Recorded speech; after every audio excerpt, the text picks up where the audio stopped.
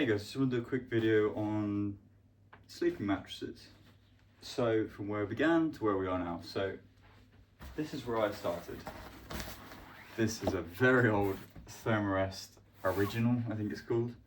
It's the wide version they did. I believe they did a narrower version. It's quite long. I think it's just over 6 feet, 6'1", 6'2" tall. I think this might even be the long version.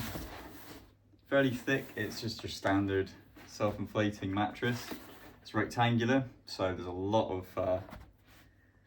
of extra weight on this thing. It's a pretty heavy beast. I mean, it weighs over 1 kilo, I believe. It doesn't fold particularly small either. It kind of rolls into like a cylinder about this wide, by about that sort of thick. So it's not the best.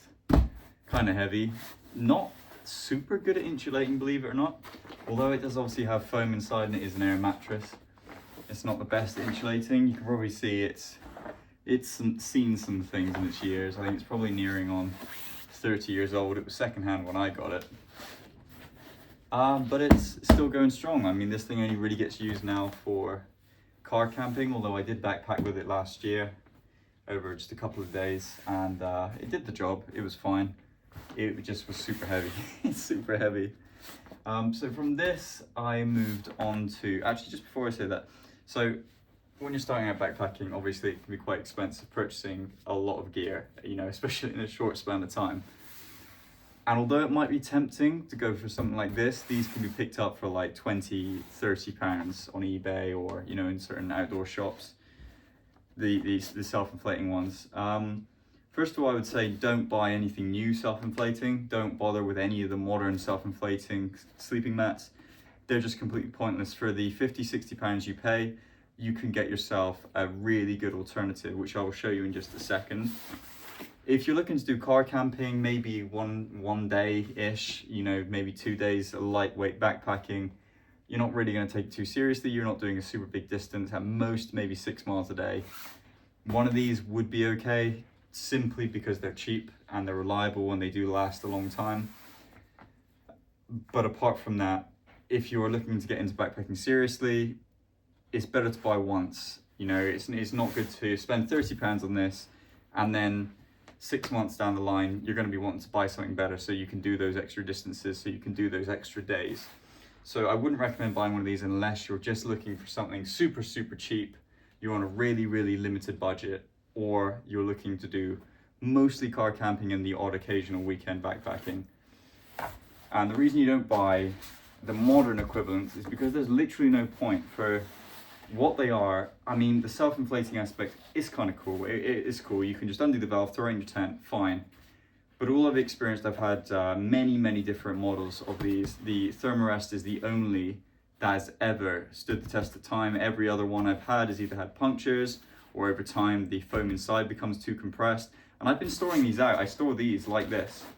You know, I don't store these compressed, but the foam inside gets damaged. They no longer inflate as well, and you have to put air into them. Of course, when you're putting your moisture from your breath into one of these filled with foam, it can cause it to go moldy. So you've got a lot of issues with that sort of thing. So I wouldn't recommend one of these. So I was looking for an alternative. This wasn't even that long ago, really. This was only probably the start of last year. I was looking to transition from one of those for winter camping anyway. I'd use that for winter camping, and then for the summer I just use one of those thin foam mats, which still have their uses. You know, if you're going super ultralight, fair enough, they still serve their purpose. But really, the only time I ever use those now is for an undermat. If I've got a bit of additional space, or I've got a bit of extra weight capacity I can carry on my rucksack, then I maybe have one of those on just for some extra comfort. But I purchased one of these. This was £60 from Decathlon. This is the Fourclair MT900 Air. So this is, it's uninsulated. It's got an R1.2, 1.6 value, I believe, so it's basically uninsulated. But it's super lightweight, really, really nice. Folds down super small to about that sort of size. Comes with a built-in pump sack. 2 valves, one for inflation, one for deflation, which is nice. What I've found is if you want to release a bit of air during the night, you can open up the inlet valve, push your finger in there, there's a bit of extra air out just to get it to where you want it to be. It does have these silicone patches on both sides. So this side will stop your sleeping bag or your quilt from coming off the top, or stops from shifting around all that much too much. And again, it has some on the underside to stop the mattress from slipping around in your tent. For me personally, I sleep in a one-man tent or a one-person tent, so that's not so much of an issue because you don't tend to have a massive amount of space, especially within the fly net. But it's a super, super nice choice. £60 if you're only doing summer backpacking where you know it's not going to get below maybe 17, 18 degrees at night. This will be absolutely fine. Really lightweight, packs small, very, very good price. You can buy these secondhand for even cheaper, I found on eBay. But for a starter, this is perfect. They do an insulated version, which I believe is 80 to 110, I believe, £110 in cost, not weight. We use kilograms and grams here and not pounds and ounces. So it does the job. It does the job fine. However, I wouldn't actually recommend this. And that's because of this. So it's a fairly new product. I believe it's only been out for a year or maybe just over a year. But believe it or not, the next thing I'm going to show you costs the same as this one. And you've probably seen this if you've seen some of my other videos. This is featured in all of them because this is my go-to now. This is the Flextail Zero R5.6 mattress. So it's between R5.6 and R6 value, which basically means it's insulated. So one thing with sleeping mats, they have an R value, especially modern ones. So R1.2/1.6 for the other one, which basically means only time you can use it is summer. If you're in the desert and you know it's going to be super hot, obviously it drops at night, but if it's not dropping significantly, that would be fine. But apart from that, get yourself one of these. This was £60 on AliExpress. I paid a bit more because I got the pump that goes with it by Flextail. Really good company. Never had any issues with any of Flextail's gear. So it costs the same. It weighs pretty much the same as the four class. However, this has some really nice features.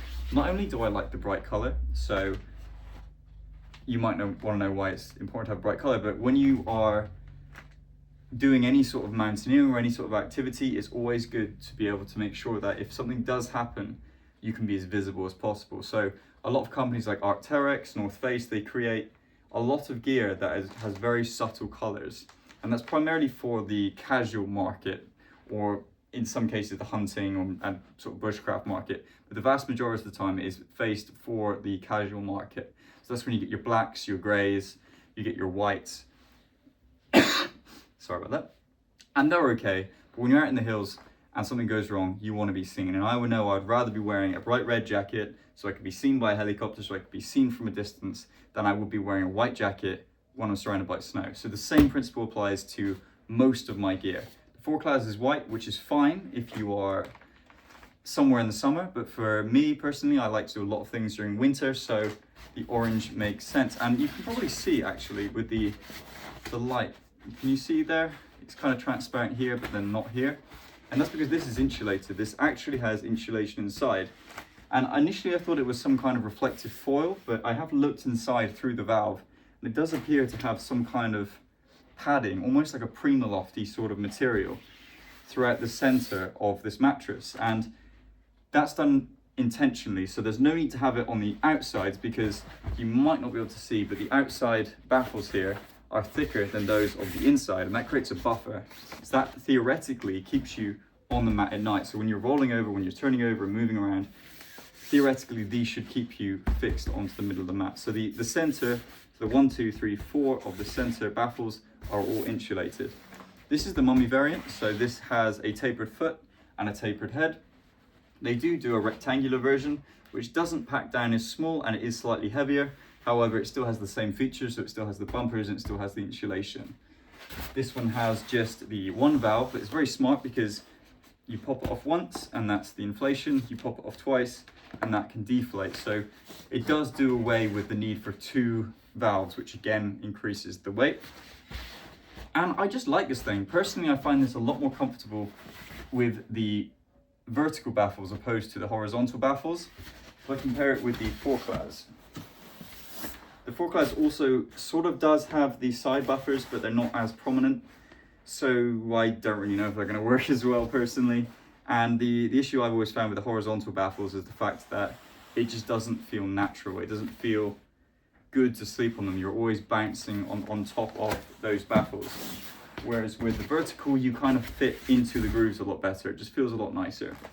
So I went for the mummy just because I wanted to shave a bit of the weight off. I don't tend to move around all that much in my sleep, and especially with the pad straps that come with my quilt, it works quite nicely. So personally, of all my recommendations I've done for any of my videos, definitely one of the pieces of gear I would recommend, and I would also recommend getting the zero pump to go with it. So you can use a pump sack to inflate this thing, you can use your breath, you can do whatever to inflate it, the same way as you would any of these sleeping mats. But the zero pump will have this thing inflated in less than a minute. It does it perfectly well. I only ever need to put one breath in, and that's if I want it firm. If you're quite happy with a softer mattress, we're not talking about touching the floor soft, we're talking about a nice soft mattress. You can do it just from the pump, and that's in less than a minute. So you get to camp, you get your tent up, you chuck this thing in there, unravel it, plug the pump in, count to 40 effectively, bang, and your sleep system's almost ready, you know, your sleeping mat is done, which I love. And again, the zero pump does actually work with both of those mats. It comes with adapters to fit pretty much any sleeping mat. If it doesn't come with one that fits your mat, so if you use Big Agnes, I know for a fact, you can purchase an adapter separate for it. Yeah, so I highly recommend this mattress. I got this for £60. I think they've probably increased in value now because they got this relatively early on. This is the 4S, whatever that means. I'm not sure. That's one thing with Flextails, they're kind of a little bit convoluted in some ways, because it's called the Flextail Zero Mattress RO5 4S. What that means, I don't know. Whether that's R5 value, but it's not because it's close to R6. The 4S, 4-season, I presume, possibly 4-season sleeping mattress, which this is. This will do 4 seasons quite comfortably. You know, for the most part, an R3 mattress will do you for most of the year. But to have an R5.6 or R6 value, which some places, this is listed as R6, some places listed as R5.6. Personally, I think they're just kind of rounding up for marketing purposes. But it's lovely. I've never been cold on this, and it's an amazing piece of gear. Twin this with a good quilt, good pillow, even a bed sheet if you really want to, and you've got a king of a sleep system. So I hope you found that useful, guys. Don't forget to like, comment, rate, and subscribe. If you have any opinions, any views, feel free to share them within the comments. If there's a piece of gear you want me to touch on, please let me know, and stay tuned for the next video. Cheers.